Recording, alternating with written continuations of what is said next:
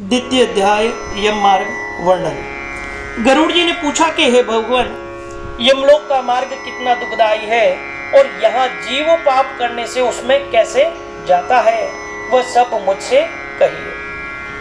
श्री भगवान ने कहा कि हे गरुड़, यमलोक का मार्ग अत्यंत ही दुखदाई है और उसे सुनकर मेरे भक्त होते हुए भी तुम कांप जाओगे। उस यमलोक में वृक्षों की छाया नहीं जहाँ जीव विश्राम ले सके, न तो वहां अन्न आदि है जिससे जीव के प्राण का निर्वाह हो सके, न तो वहां कहीं जल दिखाई देता है जिसे अति प्यासा प्राणी पी सके। हे खग, उस लोक में 12 सूर्य ऐसे तपते हैं जैसे प्रलय के अंत में तपते हैं, और वहां तपन और हवा से जीव अत्यंत पीड़ित होता है। कहीं बड़े बड़े विषैले सांपों से कटाया जाता है, कहीं कहीं कांटों से बींध दिया जाता है, कहीं कहीं घोर सिंह व्याघ्र कुत्तों से खाया जाता है, कहीं बिच्छुओं से कटाया जाता है और कहीं अग्नि में जलाया जाता है। इसके बाद एक 80 पत्र वन है जिसका विस्तार 2000 योजन का है। वह वन कौवा, गीद, उल्लू, शहद की मक्खियों से भरा है और वन के चारों ओर दावाग्नि लगी रहती है। जब डांस और मक्खियों के काटने अग्नि की गर्मी से वह जीव वृक्ष के नीचे जाता है, तब तलवार के समान तीखे उन वृक्षों के पत्तों से उसका शरीर छिन्न भिन्न हो जाता है। कहीं अंधेरे कुएं में गिराया जाता है, कहीं पर्वत पर से नीचे गिराया जाता है, कहीं चूरों की धार के समान तीक्ष्ण मार्ग से चलाया जाता है, कहीं कहीं कीलों के ऊपर से चलाया जाता है, कहीं अंधकार युक्त गुफाओं में, कहीं जल में, कहीं जोंक से भरे कीचड़ में गिराया जाता है और जोंकों से कटाया जाता है। कहीं जलती हुई कीच में, कहीं जलते हुए बालू में, कहीं तांबे के समान जलती हुई पृथ्वी पर और कहीं अंगार समूह से झोंका जाता है। कहीं धुएं से व्याप्त मार्ग में चलाया जाता है, कहीं पर आग की वर्षा, कहीं पर पत्थर के टुकड़ों की वर्षा, कहीं रक्त की वर्षा और कहीं गर्म जल की वर्षा होती है। कहीं पर खारे कीचड़ की वर्षा, कहीं पर बड़ी घोर गुफाएं हैं, कहीं कंदराओं में घुसाया जाता है जिसमें बहुत ही गहरा अंधकार है। कहीं दुख से चढ़ने योग्य शिलाएं हैं, कहीं पीव रक्त से भरे, कहीं विष्ठा से भरे कुंड हैं जिनमें रहना पड़ता है। मध्य मार्ग में एक वेतरनी नाम की घोर नदी है जो देखने मात्र से भय को देने वाली है, जिसकी वार्ता सुनने से रोमांच हो जाता है। वह नदी 100 योजन चौड़ी, जिसमें पीव और रक्त भरा हुआ है, जिसका किनारा हड्डियों से बना हुआ है, जिसमें रक्त, मांस, पीव के कीचड़ भरे हैं, जो बड़ी गहरी है और बड़े दुख से पार होने योग्य है, जिसमें केसी सेवार है और जो बड़े बड़े घड़ियालों से पूर्ण है, जिसमें मांस खाने वाले सैकड़ों प्रकार के पक्षियों का निवास है। हे गरुड़, जैसे आग की ज्वाला से तृप्त हो कड़ा में घी खोलता है, उसी प्रकार पापी को आया देखकर उस नदी का जल खोलता है। चारों ओर सुई के समान मुख वाले कीड़ों से युक्त, वज्र के समान चोंच वाले गीद और कौवों से वह नदी व्याप्त है। सुइस, घड़ियाल, मगर, जोंक, मछली, कछुआ आदि अन्य मांस भक्षक जलचरों से वह भरी है। उस नदी में छोड़ा गया पापी जीव अत्यंत रोता है। हे भाई, हे पुत्र, हे पिता आदि शब्द बारंबार पुकारता है। जब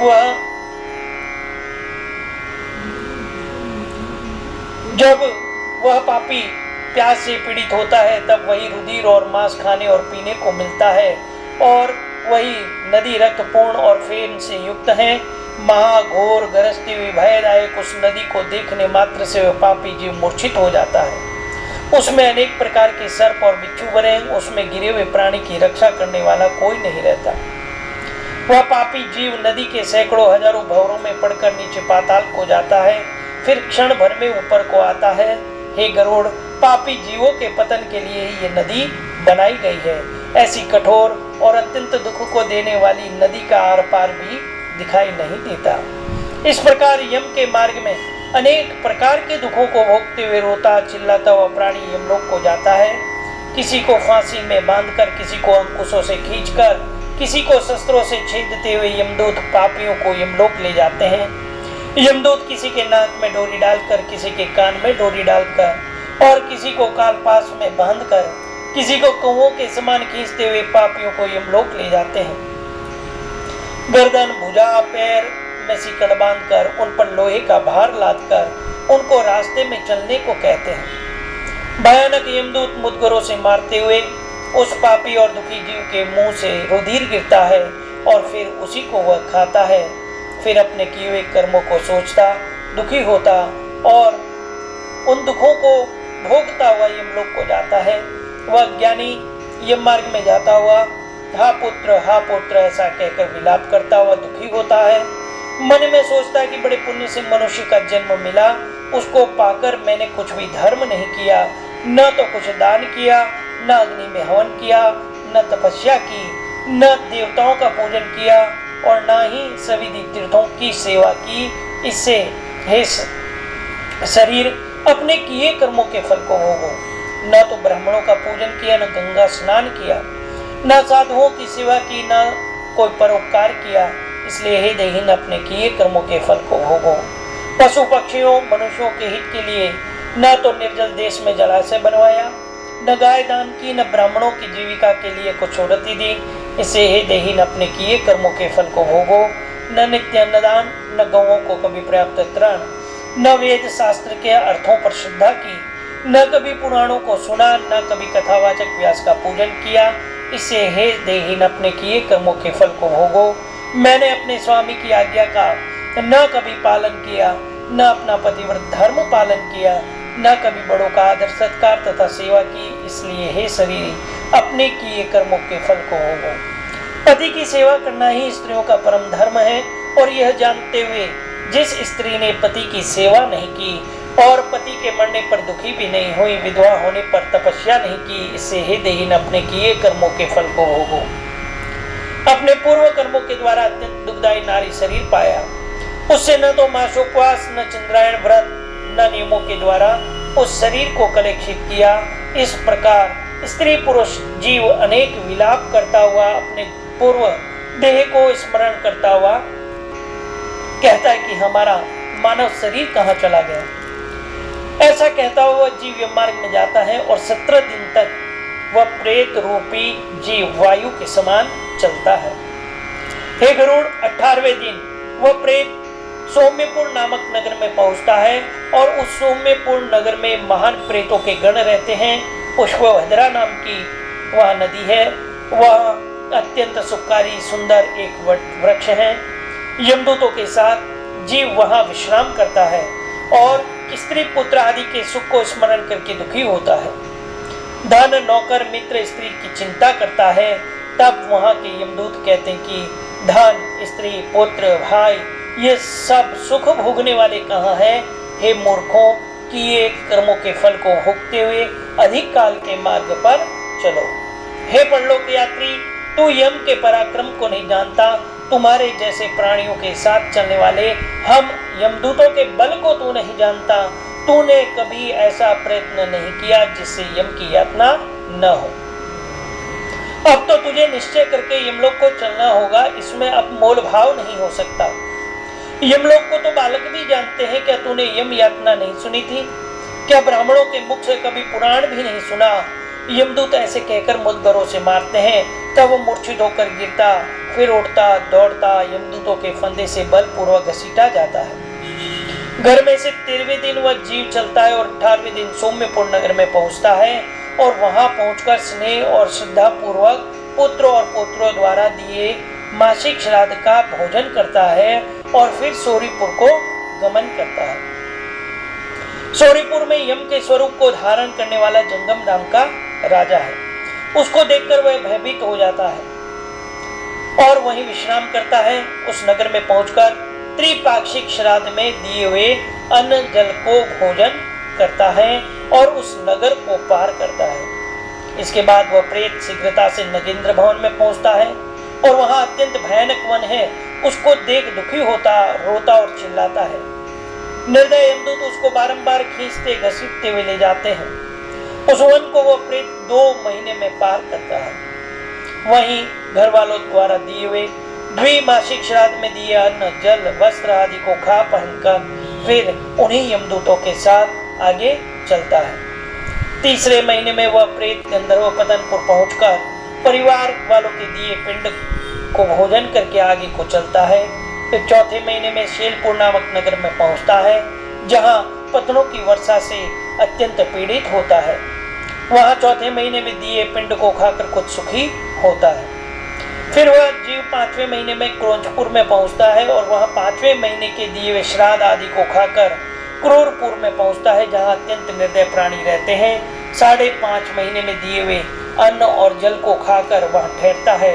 आधे मुहूर्त तक ठहरकर यमदूतों के साथ आगे को चलता है। वहाँ आधा मुहूर्त तक ठहरकर यमदूतों के ताड़ना से कांपता हुआ, अति दुखित होता हुआ वह यमदूतों से घसीटा हुआ उस नगर से चलता है। वहां से चलकर चित्रभवन नामक नगर में पहुंचता है, जहां विचित्र नाम का यमराज का छोटा भाई राज्य करता है। वहां बड़े शरीर वाले विचित्र जीव को वह देखकर वह भागना चाहता है, परंतु परवश में पड़ा रहता है। तब उस प्रेत के आगे वेतरणी खेने वाले मल्लाह आकर कहते हैं कि हम लोग वेतरणी नदी के पार उतारने वाले हैं, यह नौका है, यदि तुम्हारा पुण्य हो तो आकर इस नौका पर बैठ जाओ। ज्ञान को देखने वाले मुनीश्वरों ने दान का विवरण कहा। उस दान से जिसमें तारा पार हो जाए उसको वेतरणी कहते हैं। केवट उस प्रेत से कहते हैं कि जो तूने अगर गोदान दिया है तो नौका से पार जा सकता है, अन्यथा नहीं। उनके ऐसे वचन को सुनकर वह प्रेत केवल हा देव कहता है और वह नदी उबलने लगती है।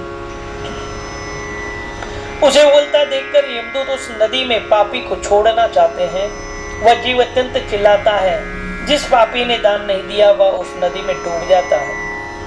तब आकाश से चलने वाले यमदूत के दूत उस प्रेत के मुंह में कंटिया फंसाकर मछली की तरह घसीटकर उस जीव को नदी के उस पार पहुंचाते हैं।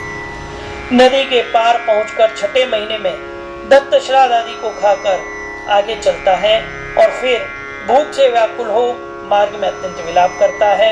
7वें महीने में बाह्यपद नामक नगर में पहुंचता है और वहां पुत्रों द्वारा दिए हुए 7वें महीने के दिए हुए श्राद्धान्न आदि को खाकर तृप्त होता है। हे पक्षियों के राजा गरुड़ जी, जीव उस नगर को पार करके दुखदपुर में पहुंचता है।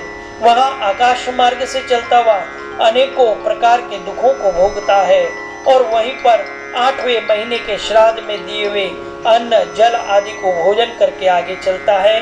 9वां महीना संपूर्ण होते ही नानाक्रंदपुर को जाता है और वहां नानाक्रंद गणों को देखकर अत्यंत दुख से व्याकुल होता हुआ चिल्लाता है। फिर यमदूतों के धमकाने से बड़े कष्ट से चलता हुआ 10वें महीने में सप्तभवनपुर में पहुंचता है, जहां 10वें मास के दिए हुए पिंड और जल को खाकर भी तृप्त नहीं होता।